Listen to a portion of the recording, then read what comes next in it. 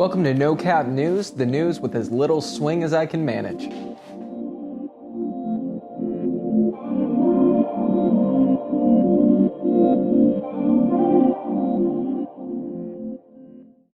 Today, Biden says that investigations into the Wu flu are ending after saying that two main possibilities were being investigated.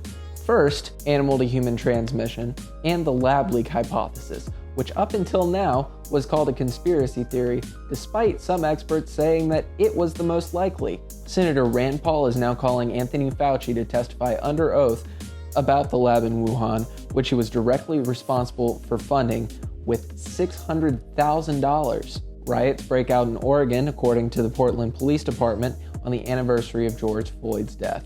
Earlier near the Justice Center, and that is where we saw those fireworks and smoke bombs being set off by the protesters. We saw water bottles being thrown at cops as well. A lot of graffiti, smashed windows down here. We've seen several windows at City Hall that were smashed in.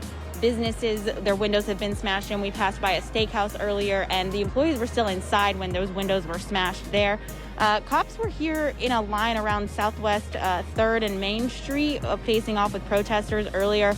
Protesters started chanting at them to move back, and PPB did move back. We've seen, again, that riot van kind of circling this area. And the group just still has not left. PPB's come on the loudspeaker multiple times telling them to leave the area, saying that the area is closed. More leaks from Hunter Biden's laptop show evidence of Hunter and Joe during his vice presidency, with many notable and corrupt Russian figures at the private garden room at Cafe Milano, a Georgetown institution whose catchphrase is, "Where the world's most powerful people go." An email sent to Hunter the next day says, "Dear Hunter, thank you for inviting me to DC and giving me the opportunity to meet your father and spend some time together. Ozarski, an exec from the Russian energy company Burisma, wrote on April 17, 2015. The ATF director David Chipman admitted today that he wants to ban the AR-15. Here are some quotes between him and Ted Cruz. You said your views on guns are not out of step with the American people. Do you still want to ban the AR-15, the most popular rifle in America?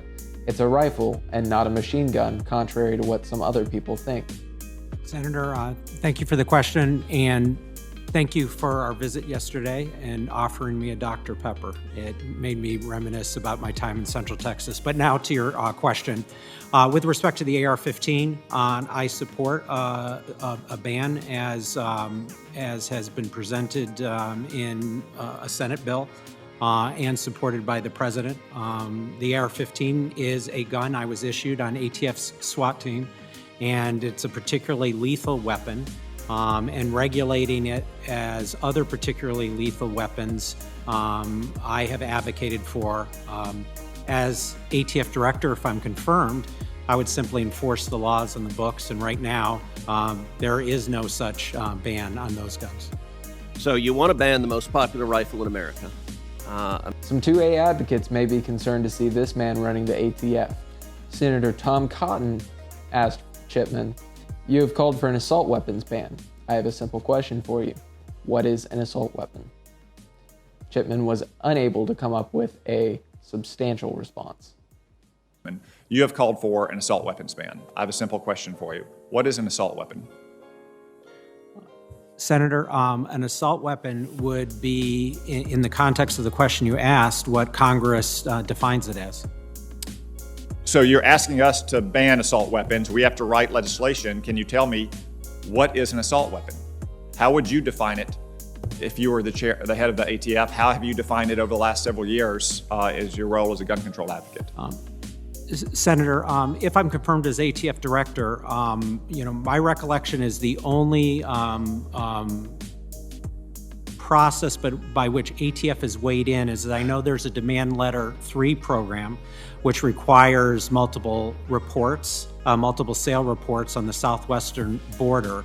And ATF in that program has defined an assault rifle as any semi-automatic rifle capable of accepting a detachable magazine above the caliber of .22, which would include a .223, which is, largely the AR-15 round. So you believe that every weapon that takes a detachable magazine that can take a .22 round or .556 in military parlance should be defined as an assault weapon? Let me clarify. What I believe I just said is any semi-automatic rifle. Okay, any semi-automatic rifle. What? That's the definition. A detachable magazine that takes a .556 or .22 round should be defined as an assault weapon. Senator, you asked me if ATF had used this term, and I was sharing with you my knowledge of a program in which ATF has defined this term. And it is in the Demand Letter 3 program, and that rifle is a semi-automatic rifle capable of accepting a detachable magazine with a round greater than a .22 caliber. And in those cases, firearms dealers on the southwest border are required to make a multiple sale report to ATF. I'm amazed that that might be the definition of assault weapon. That would basically cover every single modern sporting rifle in America today. Let me put it this way. If I wanted to buy an assault weapon, and I walked into Walmart or Cabela's or some other firearm dealers, and I looked up on the wall where they were labeling their weapons, would there be a label on the wall for assault weapon? I don't believe, Senator, and thank you for this question, that the firearms industry has used the term assault rifle in their marketing since there was a ban on it. It was after that that they changed their use of the term assault rifle to the modern sporting rifle. Well, so I've been in Walmarts and I've been in Cabela's, and I've seen that you can find sections for pistols or handguns or for shotguns or for rifles, because those are actual kinds of firearms. I think our exchange here illustrates that there really is no such thing as an assault weapon. That is a term that was manufactured by liberal lawyers and pollsters in Washington to try to scare the American people into believing that the government should confiscate weapons that are wildly popular for millions of Americans to defend themselves and their families and their homes. Thanks for watching. I hope you learned a little bit today, and I hope to see you again soon.